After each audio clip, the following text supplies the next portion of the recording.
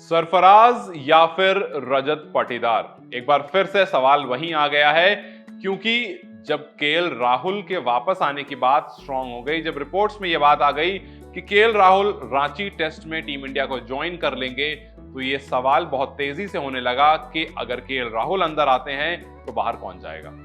क्योंकि जाहिर सी बात है, जब केएल राहुल बाहर गए थे तभी खिलाड़ी को डेब्यू करने का मौका मिला था, तभी रजत पाटीदार आपको टीम में दिखे थे, तभी आपको सरफराज टीम में देखने को मिले थे। और अब जब केएल राहुल वापस आ रहे हैं तो बाहर कौन जाएगा। रजत पाटीदार की अगर बात करूं तो 2 मैच उन्होंने खेले हैं, 4 इनिंग्स खेली हैं, 46 रन जरूर आए हैं। अगर आप स्टार्ट देखोगे तो वो क्वेश्चनेबल जरूर है, लेकिन जिस तरह से वो कॉन्फिडेंट दिख रहे थे वो क्वेश्चनेबल बिल्कुल नहीं है।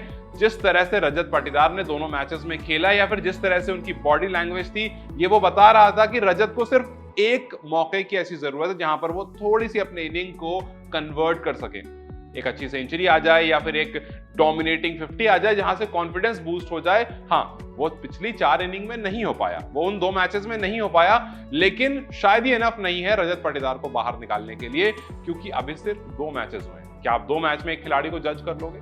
या फिर दूसरी तरफ जो इंसान है वो है सरफराज, जिसको प्रायोरिटी बाद में दी गई थी, क्योंकि जब विराट कोहली ने अपने आप को अनअवेलेबल बताया था तो आपके पास 2 ऑप्शन थे, चाहे आप रजत पाटीदार को टीम में लो या फिर आप सरफराज को टीम में लो। और आपने रजत पाटीदार को टीम में लिया था शुरू में, उसके बाद डेब्यू भी पहले रजत पाटीदार का ही हुआ, लेकिन जब केएल राहुल इंजर्ड हो गए, श्रेयस अय्यर भी टीम से बाहर चले गए, जब 2 स्पेस खाली हो गया तो फिर रजत के साथ हमने टीम में सरफराज को देखा।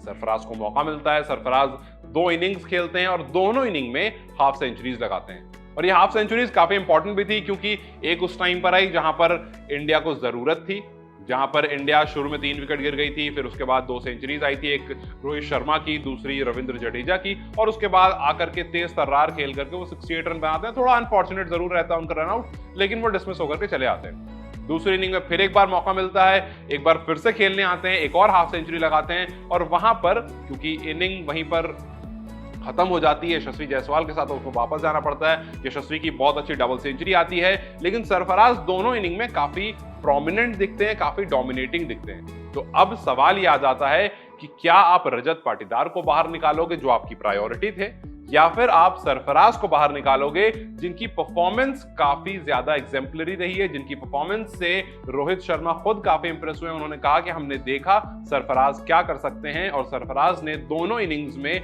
वो करके भी हमें दिखाया। तो अब जब केएल राहुल के वापस आने की बात हो रही है, अब जब केएल राहुल रांची टेस्ट में वापस आएंगे तो उनकी जगह कौन लेगा, ये खुद में एक बड़ा सवाल है। क्या इस टाइम पर जब आपकी टीम स्ट्रांग दिख रही है, जब आपकी टीम के बारे में यह सवाल किया गया था कि क्या ये इनएक्सपीरियंस टीम काफी है इंग्लैंड को हराने के लिए, तीसरे मैच में एक बड़ी मार्जिन से 434 रन, एक बड़ी मार्जिन से जब इंग्लैंड को इंडिया ने हराया, तो सवाल वापस से वहीं आ गया कि ये टीम मजबूत हो चुकी है।